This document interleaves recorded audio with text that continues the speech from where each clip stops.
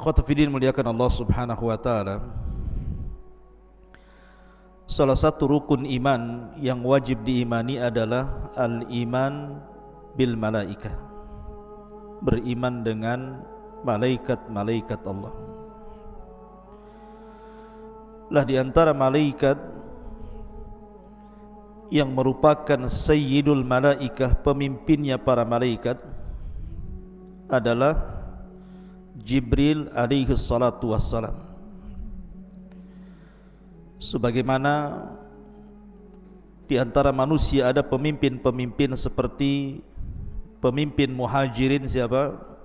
Abu Bakar dan Umar. Pemimpin Ansar Sa'ad ibn Ubadah dan Sa'd ibn Rabi. Pemimpin Ahlil Bait Ja'far dan Ali radhiyallahu an. Pemimpin para nabi dan rasul Nabi kita Muhammad sallallahu alaihi wasallam. Dan pemimpin para malaikat adalah Jibril alaihi salam. Lah Jibril alaihi salatu wassalam disebutkan 3 kali dalam Al-Quran. Dan salah satu nama Jibril alaihi salatu wassalam adalah Ruhul Amin. Sebagaimana Allah mengatakan dalam surah Asy-Syu'ara, nazala bihi Ruhul Amin. Kenapa Jibril kemudian diberikan laqab atau gelar dengan Ruhul Amin, ruh yang sangat amanah? Ada yang mengatakan bahwa dikatakan Jibril dengan sebutan ruh, dan itu selalu dalam Al-Quran, seperti dalam surah Al-Qadar, tanazzalul malaikatu warruh. Kenapa selalu disebut kalimat ruh, gelar daripada Jibril, sehingga ada istilah Ruhul Kudus? Kata para ulama, summiya atau summiya ruhan li'anna nufusa tahya bihi kama tahya bil arwah. Disebut ruh karena jiwa-jiwa manusia itu akan hidup dengannya, sebagaimana badan ini hidup karena adanya ruh. Karena tugas pertama atau yang paling utama Jibril itu apa? Memberikan kehidupan kepada ruh manusia. Malaikat yang sangat dikenal berapa? 4. Dan itu para pemimpin malaikat. Pertama Jibril, yang kedua Mikail, yang ketiga Israfil, dan yang keempat Malakul Maut. Ini pemimpin-pemimpin malaikat namanya: Jibril, Mikail, Israfil, Malakul Maut. Kalau cerita tentang alam hati, maka Jibril lah malaikatnya yang menguasai alam hati. Jibril lah malaikatnya, karena Jibril itu tugasnya menurunkan wahyu, dan wahyu itu menghidupkan hati-hati setiap manusia. Kalau bercerita tentang alam dunia, maka bercerita tentang Israfil, karena Israfil lah yang menurunkan hujan sehingga hidup seluruh alam dunia ini. Karena waja'alnal ma' likulli syai'in hayyin, kami jadikan air itu segala sesuatu jadi hidup. Karena air itulah akhirnya hidup semuanya. Kita hidup, binatang hidup, tumbuh-tumbuhan hidup. Artinya kalau kita cerita tentang kehidupan dunia, maka cerita tentang Mikail. Tapi kalau cerita tentang alam ruh, berarti kita cerita tentang siapa alam ruh? Israfil, yang mencabut semua arwah ketika tiupan trompet atau sangkakala pertama. Semua ruh keluar dari jasadnya.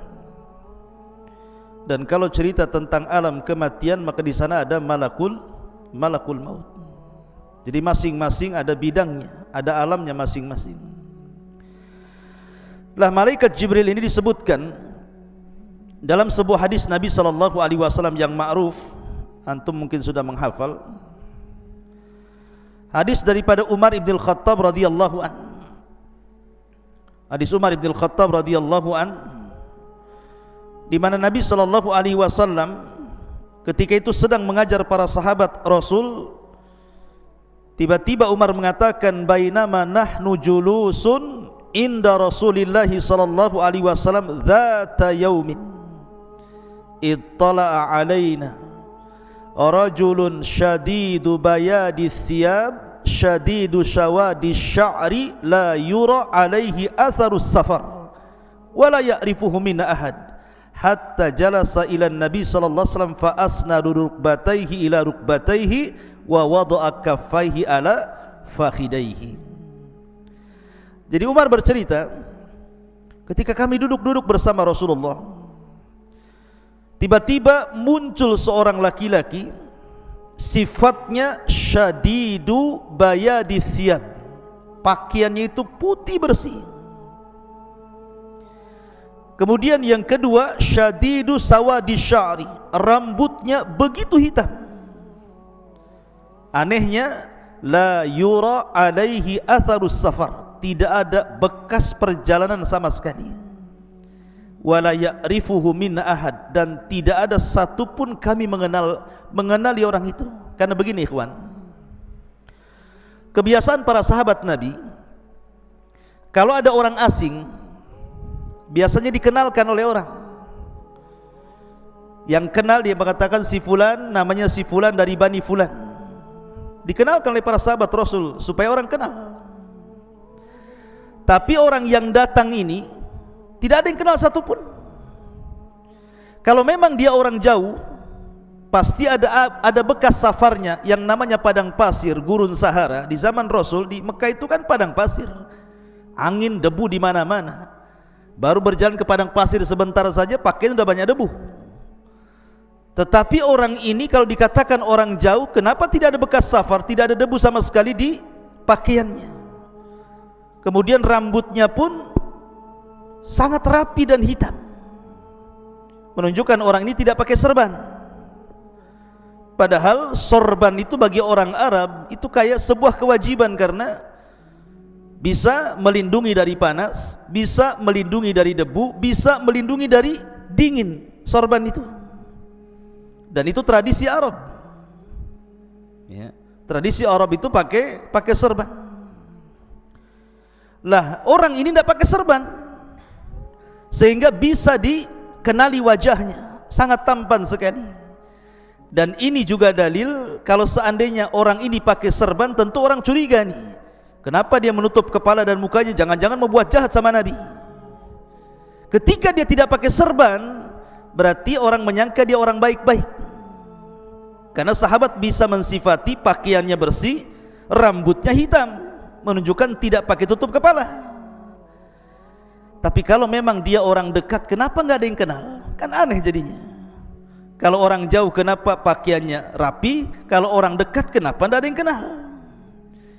Yang lebih mengherankan lagi, langsung menemui Nabi SAW, fa asnada rukbatayhi ila rukbatayhi wa wada'a kaffaihi ala fakhidaihi. Lutut dia dengan lutut Nabi itu ditemukan, kemudian tangan dia diletakkan di paha Nabi seperti ini. Tiba-tiba bertanya, ya Muhammad, penampilannya rapi seperti thalabul ilmi, tapi bahasanya kayak orang Badui. Karena biasanya kalau sahabat Rasul tidak pernah mengucapkan ya Muhammad. Yang suka mengucapkan ya Muhammad itu orang Badui. Kalau sahabat Rasul ya Rasulullah, ya Nabi Allah, itu sahabat Rasul, beradab mereka kepada Rasulullah. Tapi orang Badui itu teriak-teriak ya Muhammad. Lah bahasa orang ini menggunakan bahasa orang Badui, ya Muhammad akhbirni anil Islam, ceritakan tentang Islam. Kata para ulama, karena sahabat Nabi SAW itu paling suka kalau ada orang Badui menemui Rasul, pasti banyak tanya. dan pertanyaannya aneh-aneh, sehingga kemudian ketika Nabi SAW menjawab pertanyaan orang-orang Badui itu menjadi pengetahuan tersendiri bagi para sahabat Rasul.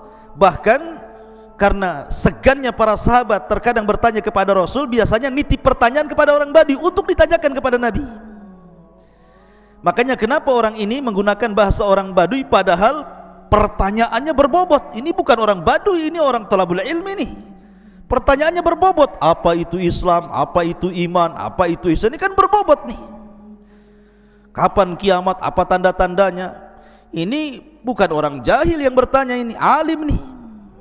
Tapi dari bahasa, menggunakan bahasa Badui, menggunakan ya Muhammad, supaya sahabat itu mereka betul-betul memperhatikan ucapan orang ini. Dan pertanyaan berbobot. Makanya hadis ini, hadis Jibril ini disebutkan oleh para ulama, kalau dalam Al-Quran itu ada namanya induk Quran. Induk Quran apa? Al-Fatihah, disebut Ummul Kitab. Tapi kalau induk hadis, hadis Jibrilnya disebut induk hadis, karena seluruh ajaran Islam terangkum dalam hadis Jibril. Makanya di ujung hadis Rasul mengatakan, tahukah kalian siapa yang bertanya kepadaku tadi? Sahabat mengatakan, saya tidak tahu, Allah wa Rasulullah alam. Kata Nabi SAW, huwa Jibril atakum yu'allimukum amra dinikum. Tadi Jibril itu yang datang kepada kalian, sengaja mengajarkan kepada kalian tentang urusan agama kalian. Jadi Jibril itu datang terkadang bukan hanya membawa risalah, tetapi juga taudihur risalah. Jadi dia datang membawa risalah kepada Rasul. Yang kedua, tugas dia taudihur risalah, menjelaskan risalah itu.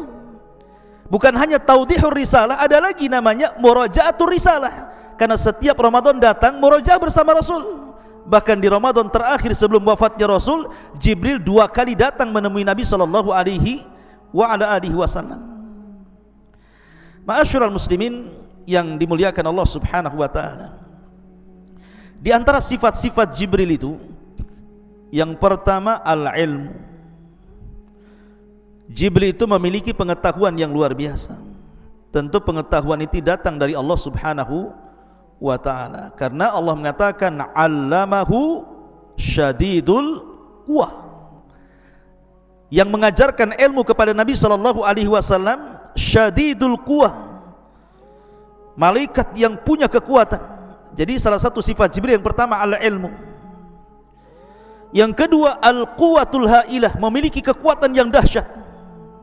Makanya Allah mengatakan syadidul quwah, memiliki kekuatan yang luar biasa. Lihat ketika Jibril menghancurkan negeri Sodom, dengan satu sayapnya saja ditancapkan ke negeri Sodom, diangkat itu negeri sampai ke langit, dihujani meteor, ditumpahkan lagi ke bumi. Saking kuatnya Jibril itu. Bahkan selalunya kalau Allah hendak mengadab sebuah kaum, pasti diutus Jibril. Lihat ketika kita bicara tentang kaum Tsamud, siapa yang diutus? Jibril. Fa'akhadatku sayhatun fa'asbahu fi darihim jathimin. Fa'asbaha fi darihim jasimin. Maka Jibril kemudian berteriak 1 kali teriakan, tiba-tiba seluruh manusia di rumah-rumah mereka tinggal jasad tanpa ruh, jadi bangkai. 1 tiupan semua orang mati.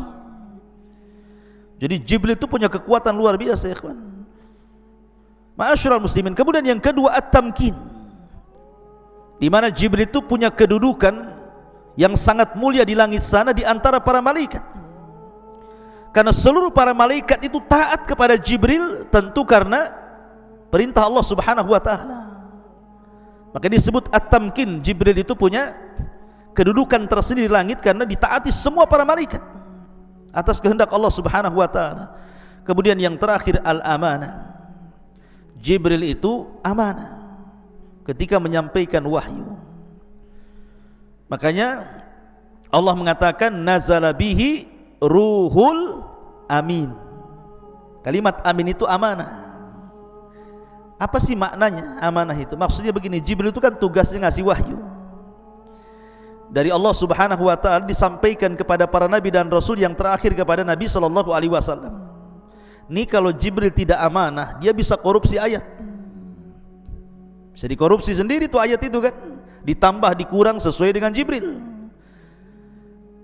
Makanya Jibril itu orangnya amanah.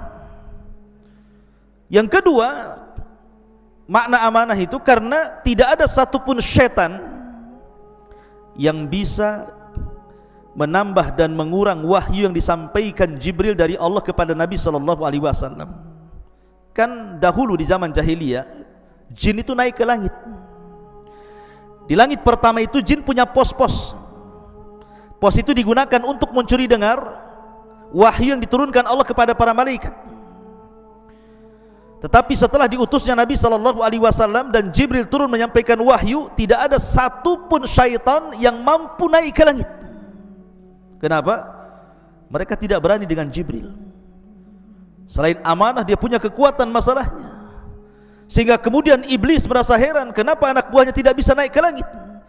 Maka diutuslah pasukan-pasukan untuk mencari kabar ada apa.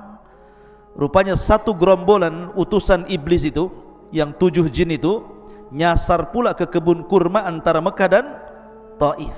Disitulah berjumpa dengan Nabi yang sedang salat membacakan ayat Al-Quran. Tiba-tiba jin-jin ini beriman kepada Al-Quran, sehingga Allah mengatakan, Qul uhiya ilayya annahu istama'a nafarun minal jinni faqalu inna sami'na qur'anan ajaba.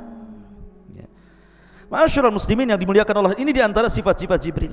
Taib, kita akan bercerita Jibril ini memiliki kaitan dengan kita. Nabi SAW bersabda dalam hadis Abu Hurairah radhiyallahu an, bahwa innallaha idza ahabba 'abdan da'a Jibril. Jadi kalau Allah mencintai hambanya, pasti yang pertama dipanggil itu malaikat Jibril. Maka Allah berfirman kepada Jibril, ya Jibril, inni uhibbu fulanan fa'ahibbah. Hei Jibril, aku suka dengan orang ini, maka kau harus mencintai dia. Maka yang pertama kali mencintai orang yang dicintai Allah adalah Jibril. Dan umat Nabi SAW adalah umat yang sangat dicintai Allah, karena Allah berfirman, kuntum khaira ummatin ukhrijat linnasi. Kalian itu sebaik-baik manusia yang dikeluarkan Allah kepada manusia. Artinya Allah suka dengan umat Rasul. Ketika Allah suka dengan seorang hamba, maka yang pertama kali suka setelah Allah adalah Jibril. Makanya Allah mengatakan di sini, inni uhibbu fulanan fa'ahibbahu. Aku mencintai fulan, wahai Jibril, cintai dia. Maka Jibril pun kemudian mencintai orang yang dicintai Allah Subhanahu wa taala. Dari sini memiliki faedah bahwa Jibril itu ada alaqah, ada hubung kait dengan umat Nabi sallallahu alaihi wasallam. Ini yang kita akan sedikit bahas. Pertama, kita akan membahas alaqah Jibril dengan para nabi. Kemudian yang kedua, kita akan bahas alaqah Jibril dengan Nabi SAW secara khusus. Kemudian yang ketiga, alaqah Jibril, hubung kait Jibril bersama para sahabat Nabi SAW. Dan yang terakhir, hubung kait Jibril dengan umat Nabi SAW. 3 pembahasan atau 4 pembahasan yang kita akan bahas. Mohon sabar. Pertama, hubung kait Jibril dengan para nabi dan umat-umat terdahulu. Kita tahu bahwa setiap para nabi dan rasul ketika mendapatkan wahyu, wahyu itu turun melalui Jibril. Dan itu disyaratkan dalam sebuah hadis Nabi SAW ketika Rasul pertama mendapatkan wahyu. Kemudian Nabi ketakutan sehingga mengatakan kepada Khadijah, zammiluni, zammiluni, dathiruni, selimuti aku Khadijah, selimuti aku Khadijah. Maka Khadijah pun kemudian menyelimuti Rasul sampai Rasul tenang, dihibur Khadijah. Setelah itu Khadijah membawa Rasul kepada siapa? Kepada Waraqah ibn Naufal, orang yang paham dengan ajaran Yahudi.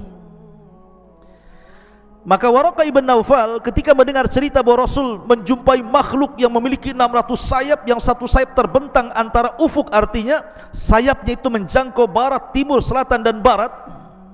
Karena sadal ufuk itu artinya panjangnya mulai terbenam matahari sampai tenggelamnya, itu disebut sadal ufuk namanya. Jadi kalau melihat ke depan sayap, ke belakang sayap, samping sayap, semua sayap gitu ya, menutupi langit itu. Kata Waraqah, namus itu makhluk yang bersayap yang menemui wahai Muhammad adalah namus yang pernah menemui Musa dan para nabi sebelumnya. Menunjukkan ada hubung kait siapa? Jibril dengan para nabi.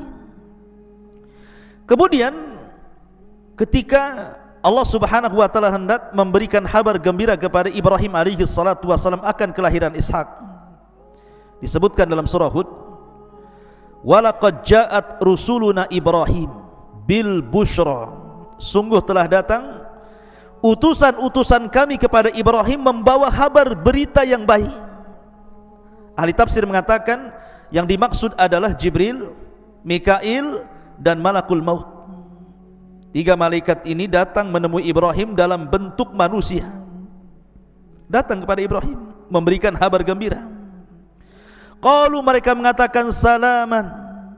Qala salamun, mereka mengatakan keselamatan, mengucapkan salam, maka dibalas Ibrahim juga keselamatan.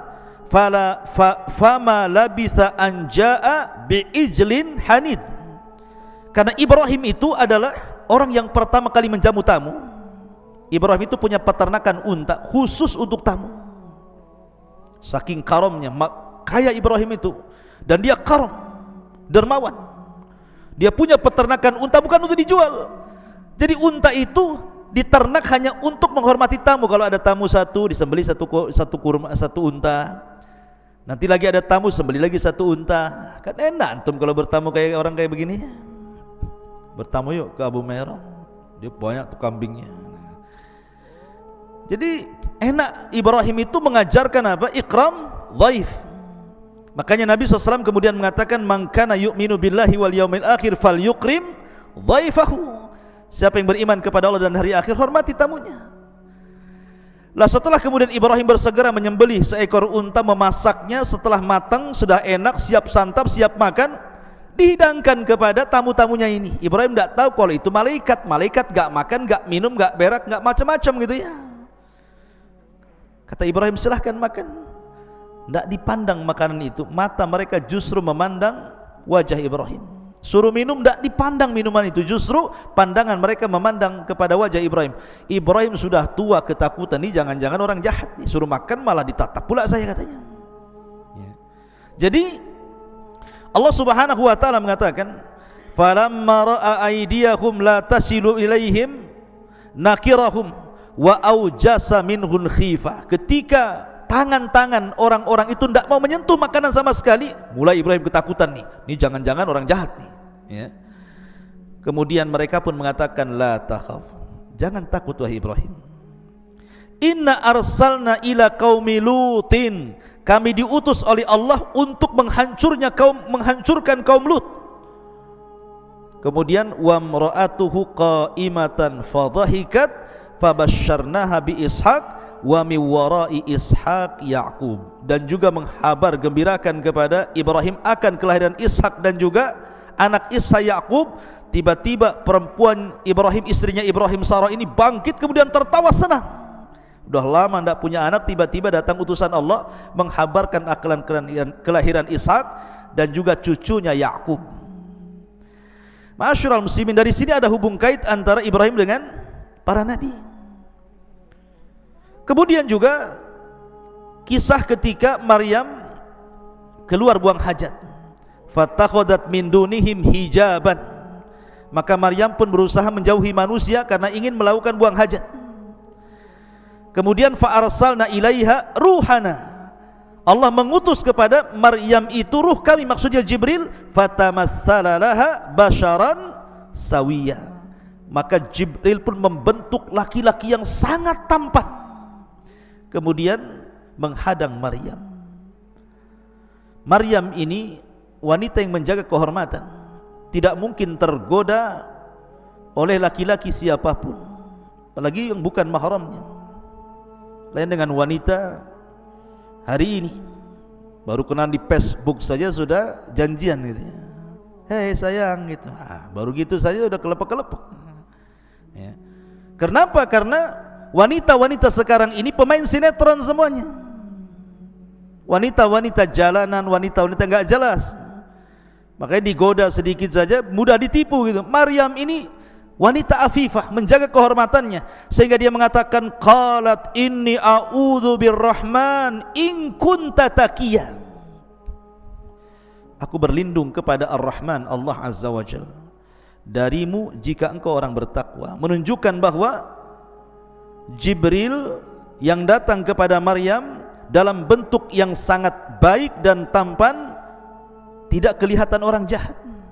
Sebab kalau Jibril itu datang kepada Maryam dalam bentuk orang jelek, orang jahat, pasti Maryam tidak akan mengatakan in kunta taqiya. Pasti Maryam mengatakan a'udzubillahir rahman minka in kunta syaitan, kan itu. Pasti dibilang setan kan itu. Ketika taqiya itu menunjukkan bahwa malaikat Jibril dalam bentuk yang sangat tampan, indah dan sopan. Maka barulah kemudian orang tampan jelmaan Jibril baru ngaku dan mengatakan qala innama ana rasulu rabbik li ahabalaki ghulaman zakiya. Jangan takut wahai Maryam, aku Jibril diutus oleh Allah untuk menghabarkan bahwa engkau akan mendapatkan anak yang sangat suci, Isa bin Maryam. Di sini juga ada hubung kait Jibril dengan Maryam, Jibril dengan Ibrahim, Jibril dengan Lut tadi ya, dan begitu seterusnya. Ini yang pertama, bahwa Jibril ada hubung kait dengan para nabi dan juga orang-orang saleh di zaman sebelum Nabi SAW. Kemudian yang kedua, hubung kait Jibril dengan Nabi SAW. Ma'asyiral muslimin yang dimuliakan Allah Azza wa Jalla, Jibril itu senantiasa membimbing Rasul. Terkadang Nabi SAW ditanya tentang sesuatu tidak bisa jawab, maka dia menanti-nanti Jibril tentang jawabannya. Seperti umpamanya orang-orang musyrik datang ke Madinah menemui ahli kitab, kemudian mengatakan di Mekah itu ada orang ngaku nabi loh, bagaimana cara menghadapinya? Kata orang-orang Yahudi Madinah, sini saya kasih soalan kamu, tanya kepada orang yang ngaku nabi di Mekah itu. Kalau dia sanggup menjawab, memang dia nabi. Kalau dia tidak sanggup menjawab, dustakan kenabiannya. Kata orang-orang musyrik, apa pertanyaannya? Satu, tanyakan tentang seorang laki-laki yang keliling dunia selama 500 tahun berdakwah kepada tauhid, bagaimana kabarnya? Yang kedua, tentang anak-anak muda yang terjerembab dalam gua yang sangat menakjubkan kisahnya, bagaimana ceritanya? Kemudian yang ketiga, tanya tentang ruh, apa itu ruh? Oh, orang-orang musyrik senang. Oh, ini bisa jadi bahan olok-olokan kepada Rasul, karena yakin tak mungkin dia dapat jawaban, dan mereka sudah dapat kunci jawabannya. Sesampainya di Mekah, orang-orang Quraisy mengatakan, ya Muhammad, saya ingin bertanya kepadamu 3 soalan. Kalau kau bisa menjawab, kau seorang nabi, kami beriman. Kalau kau tidak bisa menjawab, kau ini nabi KW ya, nabi enggak jelas, kami dustakan kenabian. Kata Nabi SAW, baik saya akan jawab, baik saya akan jawab godan besok. Rasul lupa mengucapkan insya Allah.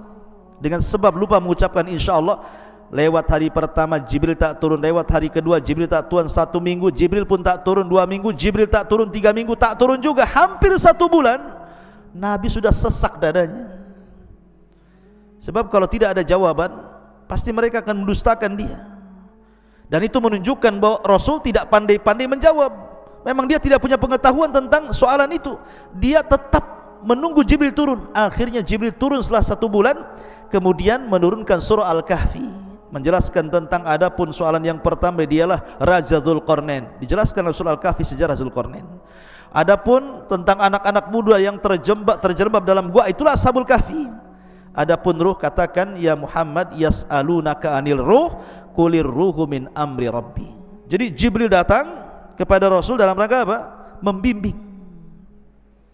Membimbing Rasulullah. Makanya kenapa ketika Nabi SAW masih kecil, disusui siapa? Halimah Sa'diyah di Bani Sa'diyah, kan gitu ya. Lah Nabi ini masih kecil, tiba-tiba Jibril datang dengan 2 malaikat. Ditangkapnya Rasul kecil ini, tiba-tiba dibelah dadanya, kemudian diambil jantungnya, kemudian dicuci dari air zam-zam di bejana emas, kemudian dimasukkan lagi, kemudian dijahit lagi, ada bekas jahitannya. Dan itu operasi pertama dalam sepanjang sejarah manusia. Maka anaknya Halimah Sa'diyah ketakutan, lari dia melaporkan kepada ibunya.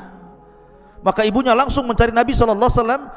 Ketika dia dapati masih hidup dan masih ada bekas jahitannya, maka karena ketakutan itulah akhirnya Rasul kecil dikembalikan oleh Halimah Sa'diyah kepada ibundanya Aminah.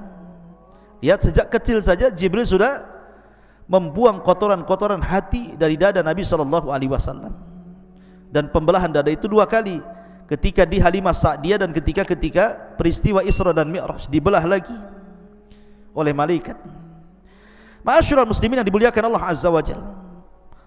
Lah, Nabi SAW ini biasa kalau berjumpa dengan Jibril itu, Jibril pasti akan membentuk dirinya dengan bentuk yang sangat tampan, tidak pernah membentuk dengan orang yang sangat menakutkan. Makanya biasa yang dipilih Jibril ketika berjumpa dengan Rasul, pasti dia akan tasyakul, beralih rupa seperti sahabat namanya Dihyatul Kalbi. Jadi ada seorang sahabat namanya Dihyatul Kalbi, orangnya tampan sekali, sangat tampan. Jadi Jibril kalau menemui Rasul pasti menyerupai Dihya. Sampai suatu hari Nabi sedang berbincang-bincang dengan Dihya. Kemudian Aisyah radhiyallahu anha melihat dari kejauhan. Heran Aisyah, kenapa kok lama kali Rasul berbincang dengan Dihya, dan selalu. Sehingga setelah kemudian Rasul berdialog dengan Dihya, Aisyah radhiyallahu anha bertanya, "Ya Rasul, inni ra'aituka waqifan amama Dihya." Aku melihat kau ini berada di depan Dihyatul Kalbi, kemudian berbicara. Kata Nabi SAW, "Ya Aisyah, itu bukan Dihya, itu Jibril." Kata Rasul SAW, "Itu Jibril." Kata Rasul, "Kau melihatnya?" Kata Aisyah, "Iya, saya melihatnya dengan kedua mata saya." Ingat, tidak ada wanita di zaman Rasul yang pernah melihat malaikat dalam bentuk alih rupa menjadi manusia kecuali Aisyah. Tapi kalau laki-laki banyak, dalam hadis Umar tadi kan lagi kumpul-kumpul laki-laki kan, tiba-tiba datang Jibril bertanya Islam, iman, ihsan. Laki-laki banyak yang melihat, tapi perempuan tidak ada yang melihat malaikat yang berbentuk manusia kecuali Aisyah. Makanya Nabi SAW mengatakan, karena engkau telah melihat Jibril wahai Aisyah, engkau akan mengalami kebutaan di akhir hayatmu. Maka setelah Aisyah kemudian tua, meninggal Nabi SAW, betul Aisyah menjadi buta. Sebelum wafatnya Aisyah buta. Dengan butanya Aisyah mencari-cari barang di rumah. Ini ada barang nih. Maka dia panggil pembantunya, tolong sedekahkan barang ini ke Bani Fulan. Dicari-cari lagi, dapat lagi barang, tolong yang barang ini sedekahkan ke Bani Fulan. Setiap hari sampai akhirnya ludes, tidak ada barang di rumahnya karena disedekahkan. Ketika Aisyah sudah tidak bisa lagi menemukan barangnya karena buta dia bertanya kepada khadimnya, "Masih ada lagi barangku untuk saya sedekahkan?" Kata pembantunya, "Ya Aisyah, ya Ummul Mukminin, kenapa kau habiskan hartamu untuk bersedekah?" Maka Aisyah radhiyallahu anha mengatakan kepada pembantunya, "Ingat, wal akhiratu khairun wa abqa." Akhirat itu jauh lebih baik dan lebih kekal. Akhirnya Aisyah meninggal dalam posisi rajin bersedekah. Dan itulah keinginan orang yang masuk dalam kuburan, pasti mengatakan, "Laula akhartani ila ajalin qarib fa asaddaqa wa akum minas salihin." Pasti ingin sedekah kalau orang ingin dihidupkan kembali di kuburan. Jadi Rasul itu kalau berjumpa dengan Jibril selalu dalam bentuk Dihyatul Kalbi, dan selalunya di kamar Aisyah radhiyallahu anha. Dan itu pula yang menjadikan Aisyah dilebihkan dari istri-istri yang lainnya, karena Jibril tidak pernah turun di rumah istri manapun dari istri Rasul kecuali di rumah Aisyah radhiyallahu anha. Ma'asyiral muslimin yang dimuliakan Allah Azza wa Jalla. Lah, Nabi SAW pun ketika peristiwa Isra Mi'raj, siapa yang membawa Rasul ke langit? Siapa yang membawa Rasul dari Masjidil Haram ke Aqsa, dari Aqsa ke Sidratul Muntaha? Jibril. Jibril yang menemani Rasul sampai diangkat ke Sidratul Muntaha lagi oleh Allah Azza wa Jal. Dan Jibril tidak bisa sampai ke Sidratul Muntaha, hanya sampai Baitul Ma'mur. Tapi lihat peristiwa besar Isra Mi'raj itu, Rasul sama siapa? Sama Jibril ya. Artinya bahwa Jibril itu sangat memuliakan Nabi SAW, diantarnya sampai ke langit. Kemudian juga dalam peristiwa dakwah di Taif, Rasul kan ketika tidak bisa dakwah di Mekah, dia dakwah ke Taif. Orang Taif kurang ajarnya kurang lebih dengan orang-orang orang-orang Quraisy Mekah gitu ya. Dilempari Rasul sampai Rasul lari 1 mil meninggalkan daerah Taif sampai masuk ke kebunnya di antara perbatasan Mekah dan Taif. Disitulah Jibril datang dengan 2 malaikat penjaga bukit Taif. Kata Jibril, ya Muhammad, perintahkan 2 malaikat ini. Dia penjaga bukit Taif. Kalau kau perintahkan bukit Taif dilempar kepada penduduk Taif, dia siap melaksanakannya. Kalau antum di posisi Nabi SAW, pasti antum mengatakan lempar saja, kurang ajar orang itu, ya kan?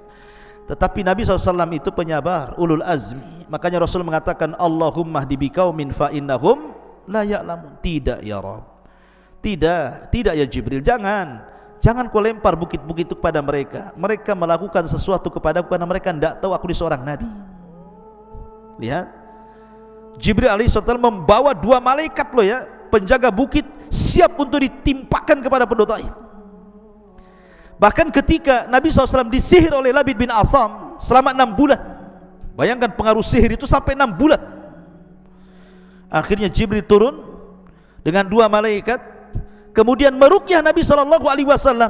Dari sinilah turun surat Qul a'udzu birabbil falaq dan Qul a'udzu birabbin nas. Jibril yang meruqyah Rasul.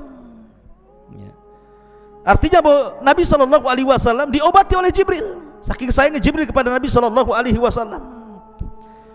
Bahkan Jibril juga senantiasa menolong Nabi SAW dalam kondisi Nabi SAW butuh pertolongan dalam perang Badar. Rasul dan pasukannya tidak pernah perang, nggak punya pengalaman perang, bahkan nggak pernah berperang, bahkan pasukannya juga sedikit, sementara pasukan musuh banyak, 314 melawan 1000 dengan peralatan yang tidak lengkap. Tentu manusiawi Nabi SAW takut kalah. Tapi malam itu Nabi beristighatsah kepada Allah. Akhirnya kemudian Allah kabulkan istighatsahnya Rasul. Dikirimnya pertama kali oleh Allah 1000 malaikat dipimpin Jibril, sampai Rasul mengatakan, absyir ya Abu Bakrin, absyir ya Abu Bakar, berbahagialah wahai Abu Bakar, kita akan menang katanya. Keesokan harinya terjadi perang Badar. Bukan 1000 lagi yang turun, khamsati alafin minal malaikati munzilin, 5000 malaikat turun dipimpin Jibril. Dan Jibril menunggang kuda namanya Haizum. Kudanya Jibril itu namanya Haizum. Makanya Jibril mengatakan kaidum Haizum sambil menunggang kuda itu. Jadi kalau antum ditanya siapa nama kudanya Jibril, Haizum namanya. Makanya para sahabat mendengar Jibril mengucapkan kaidum Haizum, ayo lari wahai Haizum, serang mereka. Subhanallah, sebagian orang-orang musyrik melihat tentara yang banyak berkuda putih, menggunakan pakaian putih, di tangannya terhunus pedang-pedang yang mengkilat-kilat. Bagaimana enggak takut tuh? Sahabat belum mencabut pedangnya, kepala mereka sudah melayang. Takut. Akhirnya perang Badar dimenangkan Rasul, berhasil orang-orang musyrik 70 mati konyol dan 70-nya tertawan. Bahkan Abu Sufyan yang ketika itu berhasil lari dari pertempuran, langsung dia ke Mekah berjumpa dengan Abu Lahab. Karena Abu Lahab ini kan pengecut, tidak mau perang. Dia bayar preman supaya preman itu yang berangkat perang. Abu Sufyan bercerita kepada Abu Lahab, ya Abu Lahab, dalam perang itu aku melihat orang yang berpakaian putih, menggunakan kuda putih, di tangannya pedang, kami pun korat-karit gak jelas katanya. Di samping Abu Lahab ada budak yang beriman tetapi menyembunyikan keimanannya. Budaknya Fadl ibn Abbas, budaknya Fadl ibn Abbas. Tiba-tiba dia latah mengatakan, itulah malaikat yang menolong Nabi dan sahabatnya. Geram Abu Lahab, ditamparnya budak itu. Karena budak itu merasa disakiti Abu Lahab, melapor majikannya. Maka Ummu Fadl datang mencari Abu Lahab, diambilnya kayu, dipentungnya kepala Abu Lahab. Kenapa kau menampar budak saya katanya. Tapi di sini Abu Sufyan bercerita bahwa dia melihat malaikat dalam perang Badar. Artinya bahwa Jibril memimpin para malaikat untuk menolong Rasul dalam kondisi terjepit. Saking ketakutannya Rasul, berdoanya juga beda dengan doa-doa yang lainnya, sampai dia mengatakan, Allahumma in tahlik hadhil isabah falan tu'bad abada. Ya Rabb, kalau kau hancurkan kelompok yang sedikit ini, enggak akan ada yang lebih yang menyembah kamu ya Rabb. Ya, sampai khawatirnya Rasul. Makanya Allah turunkan Jibril. Ma'asyiral muslimin yang dimuliakan Allah Azza wa Jalla, ini diantara alaqah hubung kait Jibril dengan Nabi SAW, dan banyak lagi hubung kait Nabi SAW dengan malaikat Jibril alaihi salatu wassalam. Kemudian yang ketiga, hubung kait Jibril dengan para sahabat. Ketika Nabi SAW berhadapan dengan orang-orang Quraisy, orang-orang Quraisy ini jago syair. Dan orang dulu syair itu, para pujangga-pujangga itu mereka akan debat dengan syair. Mungkin kalau orang Melayu ini berbalas pantun seperti itu ya. Jadi, dan syair itu merupakan media di zaman itu, sama dengan YouTube, televisi itu disebut syair di zaman itu. Dan hebat luar biasa syair-syairnya orang-orang Arab kafir itu. Maka Nabi SAW punya tukang syair namanya Hassan ibn Thabit. Itulah tukang syairnya Rasul, Hassan ibn Thabit. Apa kata Rasul? Ya Hassan, uhzum fa inna ma'aka Jibril. Ya Hassan, uhzum fa in la takhaf fa inna ma'aka Jibril. Serang dengan syairmu wahai Hassan, maka Jibril akan membantumu untuk mengalahkan syair mereka, katanya. Akhirnya Hassan tiba-tiba lancar syairnya karena ada Jibril di situ. Itu ada alaqah antara Jibril dengan para sahabat Nabi SAW. Termasuk juga ada alaqah, ada hubung kait antara Jibril dengan umat Nabi SAW sampai hari ini, bahkan sampai kiamat dibangkitkan. Walaupun Jibril bertugas menurunkan wahyu, bukan berarti dengan wafatnya Rasul Jibril tidak pernah turun ke bumi, tidak. Bahkan setiap tahun Jibril turun ke bumi. Kapan? Inna anzalnahu fi lailatul qadr wa ma adraka ma lailatul qadr, lailatul qadri khairu min alfi syahrin tanazzalul malaikatu waruh.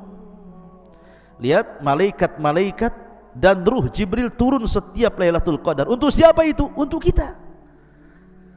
Malaikat-malaikat sampai jumlah yang turun ke bumi itu lebih banyak dibandingkan jumlah kerikil yang ada di permukaan bumi. Aktsar min adadil hasa. Yang memimpin siapa? Jibril. Menebarkan ketenangan, rahmat di mana-mana. Makanya malam itu malam terbaik, ya kan? Jadi ada hubung kait Jibril dengan umat Islam, dengan kita-kita ini. Kita tidak pernah ditinggalkan Jibril, karena setiap tahun turun di malam Lailatul Qadar. Dan Nabi SAW pernah berjumpa dengan Jibril itu 2 kali dalam bentuk aslinya. Pertama di Gua Hira. Makanya kemudian Nabi SAW ketakutan gitu kan melihat Jibril, nggak pernah sebelumnya melihat ada makhluk bersayap 600 besarnya itu sadal ufuk gitu kan. Oh, menggigil kayak antum masuk ke hutan Jabal Uhud ketemu dinosaurus, apa nggak menggigil antum pulang tuh gitu ya. Kenapa antum? Nggak tahu kan gitu. Ketemu genderuwo katanya lah. Jadi Nabi tidak pernah ketemu makhluk sebesar itu. Tiba-tiba ketemu Jibril ada 600 sayap, satu sayap terbentang gitu kan, bercahaya. Rasul ketakutan lah kan begitu. Makanya dia demam sampai lari ke rumah Khadijah. Sesampainya di rumah Khadijah dia mengatakan, "Dathiruni ya Khadijah, selimuti aku demam." Oh gitu ya. Jadi Nabi pernah melihat Jibril 1 kali di bumi, kemudian melihat Jibril 1 kali di langit. Ketika peristiwa Isra Mi'raj sampai di Baitul Ma'mur, Jibril berubah bentuk. Makanya Allah mengatakan, "Laqad ra'ahu nazlatan ukhra inda sidratil muntaha indaha jannatul ma'wa." Nabi melihat Jibril kedua kalinya. Di mana? Di langit. Ya, ketika peristiwa Isra dan Mi'raj.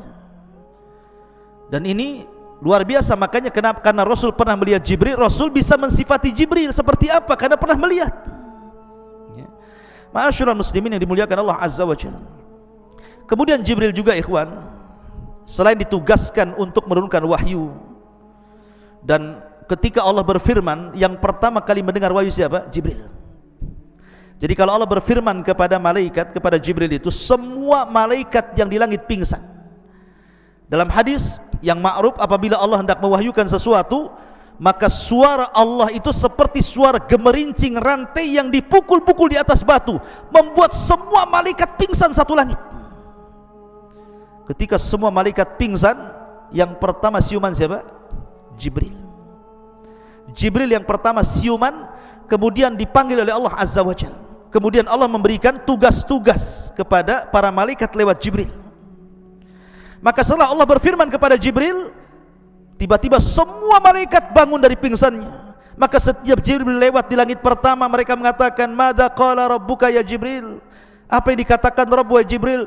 kemudian turun ke langit ke-6, ke-5, ke-4, ke-3, semua malaikat yang di lapisan-lapisan langit itu mengatakan, madza qala rabbukum, madza qala rabbukum, apa yang difirmankan Allah, tugas apa yang harus kami laksanakan, tugas apa yang harus kami lakukan.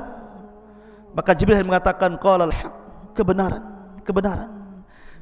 Kamu tugasnya ini, kamu tugasnya itu, kamu tugasnya ini, kamu tugasnya itu. Jadi dia yang membagi tugas dari Allah Subhanahu wa taala. Inilah perkataan Jibril apabila sedang kemudian menyampaikan wahyu kepada para malaikat. Nah, ini jin-jin ini yang berada di langit pertama, di tempat maqaidus sam'i, pos-pos pencuri dengar itu, kalau dia mendengar satu kalimat dari Jibril yang disampaikan kepada para malaikat di lapisan langit-langit itu, langsung diambil, kemudian disampaikan ke jin yang di bawahnya, jin yang di bawahnya, jin yang di bawahnya. Karena jin kalau naik ke maqaidus sam itu seperti orang panjat pinang. Jadi begini, sampai ke langit. Jadi yang dari sana kalau dapat kalimat disampaikan ke jin yang di bawahnya, ke bawahnya, ke bawahnya, ke bawahnya, ke bawahnya, sampai ke yang di bumi. Yang di bumi ini sudah banyak macam-macam dustanya. Jadi kalau satu kalimat kemudian jin yang berantai sampai ke langit itu 1000, maka yang benar 1, yang dusta 999 kalimat. Bayangkan coba. Jadi kalau seandainya ini jinnya 1000 jin, berarti yang benar itu satu kalimat, yang 999 kalimat itu dusta. Lah, dari sini jin yang di bumi mulai berbisnis dengan dukun. Akhirnya habar itu dibeli sama dukun. Kemudian dukun dijual ke pasien. Maka di sini namanya silsilah dusta, ikhwan. Bagaimana mungkin dari 1000 kalimat satu yang benar 999 dusta? Makanya dukun itu pendusta, dia hanya menjual kabar dusta. Jadi dukun itu dikibuli jin, sementara orang yang datang ke dukun dikibuli dukun. Makanya silsilah kibul mengibul namanya. Paham antum? Itu silsilah kibul namanya, ya. Kenapa kemudian percaya pula sama dukun? Ya, masyarul muslimin. Jadi tugasnya itu seperti itu Jibril. Tapi ada tugas lain. Contohnya umpamanya, kalau ada orang yang akan dilahirkan, diciptakan Allah, orang ini orang mulia, maka yang meniupkan ruh bukan malaikat ruh. Bukan seperti hadis Nabi SAW dari yang antum baca dalam kitab Arba'in Nawawi.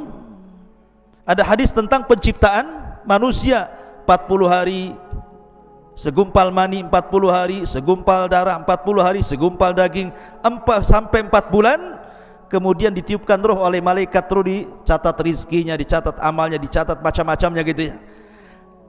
Itu ada tugas sendiri malaikat yang memasukkan roh. Tapi kalau yang dilahirkan ini orang mulia, itu Jibril yang turun tangan. Contohnya tadi ketika Maryam hendak diberikan, dianugerahi Isa, yang memasukkan ruh kepada Isa bukan malaikat yang suka memasukkan ruh, tidak. Jibril turun langsung membawa ruhnya Isa, ditiupkan di jaibnya, kemudian masuk ke rahimnya, jadiin Isa. Jibril, ya.